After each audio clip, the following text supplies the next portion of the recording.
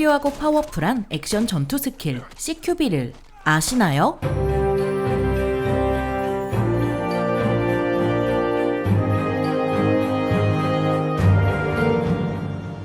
안녕하세요. 지식 스토리입니다. 이번에는 속도, 기습, 폭력성까지 모두 갖춘 최강의 스킬 CQB에 대해 알아볼 텐데요. 먼저 CQB는 클로즈 쿼터스 배틀의 줄임말로 근접전투 혹은 근접전투체계라는 뜻입니다. 이렇게 말하니 되게 딱딱해서 거부감이 들 수 있는데요. 하지만 어렵게 생각할 거 없이 건물이 많은 곳에서 싸우는 방법이라 보면 됩니다. 창과 방패를 들고 싸우던 시절부터 도트 사이트를 단 자동 소총을 들고 싸우는 지금까지 근접전은 끊이지 않고 벌어져 왔는데요. 창과 방패를 들고 싸우던 시절에는 지금으로 치면 전차나 다름없는 기병을 상대하기 위해 똘똘 뭉쳐서 고슴도치처럼 창만 쭉 내밀었죠. 하지만 모든 무기의 왕인 총이 등장하자 나무로 만든 방패 따위로 총알을 막을 수 있을 리 없었고, 따라서 새로운 방법으로 싸워야 했는데요. 그래서 등장한 방법이 바로 전열보병입니다. 전열보병이 뭐냐고요? 화려한 제복 차림의 보병들이 쭉 서서 신사적으로 총알을 주고받는 싸움을 본 적 있나요? 바로 그게 전열보병입니다. 전열보병이 바보 같아 보이는 방법으로 싸운 이유는 당시로선 이 방법이 최선이었기 때문인데요. 믿기 어렵겠지만 정말입니다. 그 증거로 대영 제국과 나폴레옹을 들 수 있는데요. 둘 다 전열보병으로 역사에 길이 남을 업적을 세운 만큼 전열보병은 당시로선 최선이었습니다. 하지만 역사를 바꿀 무기가 한 번 더 등장하니 바로 기관총이었습니다. 전열보병과 비교되지 않을 정도로 괴물 같은 연사력을 자랑하는 기관총은 1차 세계대전에 결정적인 영향을 끼쳤는데요. 영국은 솜 전투에서 기관총 때문에 단 하루 만에 무려 5만 명이 넘는 사상자가 발생했고, 이제 더는 전열보병 같은 방법으로 싸울 수 없었습니다.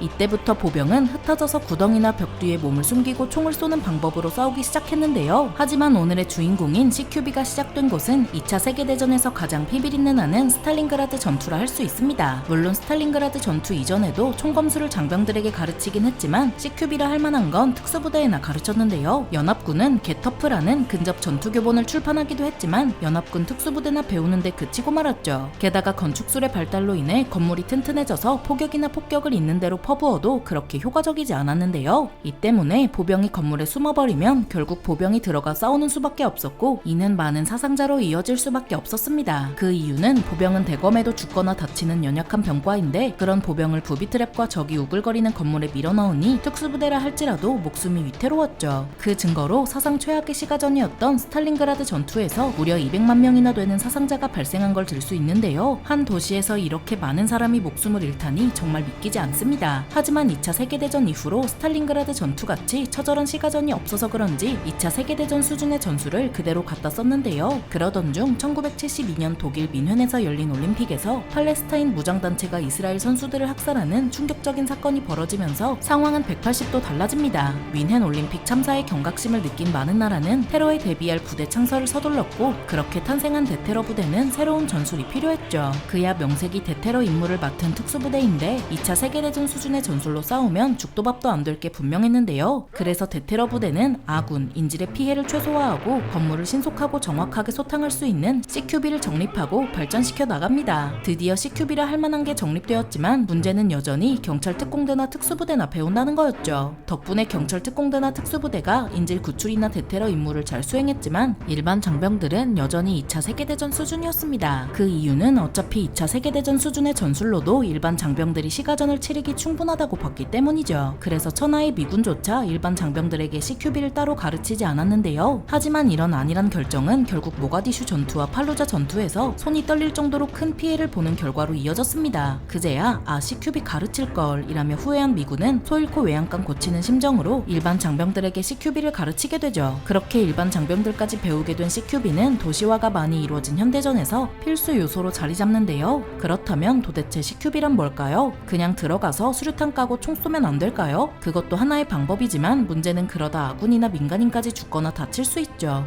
현재 CQB의 시작이 아군, 인질 피해의 최소화를 목표로 했던 만큼 다 때려 부수는 건 권장하지 않는데요. 그럼 CQB의 기본부터 살펴보도록 하겠습니다. CQB의 기본은 속도, 기습, 그리고 폭력성인데요. 손자병법에서 말하는 풍림 화산음뢰, 곧 움직일 때는 바람처럼, 기습할 때는 번개처럼, 공격할 때는 불처럼 하라는 거죠. 잘 이해가 안 된다고요? 그러니까 적이 째고 있는 건물로 들어가면 최대한 은밀하고 자연스럽게 움직이되 공격하기로 정하면 망설이지 말고 강하게 밀어붙이라는 겁니다. 기본은 참 쉽죠? 우리는 건물에서 살며 이 건물 저 건물 다니는 만큼 건물에는 도가 튼 것 같은데요. 하지만 방심은 금물입니다. 만약 내부 구조를 모르는 건물에 들어가는데 그 안에 총든 인질범과 인질이 같이 있으면 과연 어떻게 대처해야 할까요? 그냥 섬광탄부터 까고 들어가 총부터 쏠까요? 아니면 건물 구조도부터 구할까요? 전자의 경우 인질범이 예상치 못한 곳에 숨어서 총을 겨누고 있으면 문을 여는 동시에 서로 벌집이 되는 상황이 벌어질 수도 있죠. 반면 후자의 경우 건물 구조를 일단 파악하고 어떻게 들어가야 피해가 없을지 의논해 볼 수 있습니다. 물론 상황이 급하면 그냥 진입해야 할 수 있는데요. 이때는 전투기술이 몸에 배어있을수록 유리하죠. CQB는 전투기술 아니었냐고요? CQB는 무술, 사격술 같은 전투기술을 포함해서 근접 전투에서 벌어질 수 있는 모든 상황에 적절하게 대처하는 하나의 체계입니다. 쉽게 말해 상황별 대처법이라는 거죠. 군이나 경찰은 직업 특성상 총을 다뤄야 하는 만큼 주기적으로 사격 훈련을 통해 총 쏘는 감각을 익히는데요. 이제 총은 다 쏠 줄 알겠다. 그 다음은 총검술 같은 무술이 되겠죠. 물론 현재 많은 나라가 총검술을 폐지하고 있지만 문제는 여전히 총검술이 필요하다는 건데요. 그냥 단순하게 생각해서 실내에서 적과 마주쳤는데 총이 안 나가면 뭐로 싸울까요? 대검을 뽑아드는 것보다야 들고 있는 총을 내지르는 게 훨씬 빠르겠죠. 총도 무게가 나가는 쇳덩이인 만큼 둔기나 창처럼 쓰기 충분합니다. 이제 전투 기술은 어느 정도 배웠겠다. 그 다음이 바로 본격적인 CQB죠. 실내로 들어가면 누가 어떤 역할을 맡고 어떤 대형으로 어떻게 움직이며 또 방은 어떻게 청소하는지 등을 배우는 건데요. 여기서 핵심은 바로 방 청소죠. 우리가 하는 그런 방 청소가 아니라 영어로 룸 클리어링이라 하는 고급 기술입니다. 여기에는 고도의 순발력, 판단력 등이 요구되는 만큼 운동처럼 꾸준한 연습과 실전을 통해 진정한 오퍼레이터로 거듭날 수 있는 거죠. 그래서 룸 클리어링이 뭐냐고요? 건물은 많은 방으로 이루어져 있죠. 그런 방 어딘가 숨어있을 적을 제압하는 기술입니다. 그래서 고도의 순발력과 판단력 등이 요구되는 거죠. 갑자기 등 뒤에서 적이 튀어나올 수도 있고 옷장 위에 째고 있을 수도 있고 침대 밑에 숨어있을 수도 있는데요. 사람이 다른 사람을 죽이기로 정하면 믿기지 않을 정도의 창의성을 발휘하는 만큼 가능한 모든 상황을 가정해야 합니다. 게다가 실내에는 적만 있는 게 아니죠. 누군가 갑자기 튀어나오면 총부터 쏠 수도 있는데 그 누군가가 인질이나 민간인이었다면 방아쇠부터 당긴 걸 후회하게 될 수도 있습니다. 특히 경찰의 경우 용의자가 먼저 무력을 쓰지 않는 이상 무력을 쓸 수 없는데요. 한마디로 먼저 때릴 때까지 기다려야 한다는 거죠. 이 때문에 아무리 경찰 특공대라 할지라도 인질이나 민간인이 있을 수도 있는 실내에서 총부터 쏘고 볼 수는 없는 겁니다. 하지만 여기가 미국도 아니고 그런 건 군인 경찰이 알아서 하겠지 싶을 텐데요. 그렇다면 군대에서 CQB를 가르칠까요? 결론부터 말하면 특수부대는 알아서 잘하지만 문제는 군의 절대 다수를 차지하는 병사는 많이 애매한 상황입니다. 교본에 건물지역 전투기술이 실려있기도 하고 CQB를 훈련하는 영상도 공개되는 등 아예 관심이 없진 않은데요. 하지만 아직 부족하다는 의견이 많습니다. CQB가 게임, 영화 등의 매체를 통해 대중에게 어느 정도 알려진 만큼 조금만 검색해도 관련 자료가 수두룩하게 나오는데요. 그만큼 CQB에 대한 접근성은 좋아졌지만 문제는 꾸준히 하는 거죠. 운동도 꾸준히 해야 효과가 있는 것처럼 CQB도 꾸준히 해야 효과가 있습니다. 우리나라도 전쟁이 나면 시가전을 치를 가능성이 큰 만큼 꾸준한 CQB 훈련을 통해 유사시에 대비할 수 있는 믿음직한 국군이 되길 바랍니다. 속도, 기습, 폭력성 모두 갖춘 최강의 스킬 CQB에 대해 알아봤는데요. 영상이 유익하셨다면 구독과 좋아요 부탁드립니다. 감사합니다. 지식 스토리였습니다.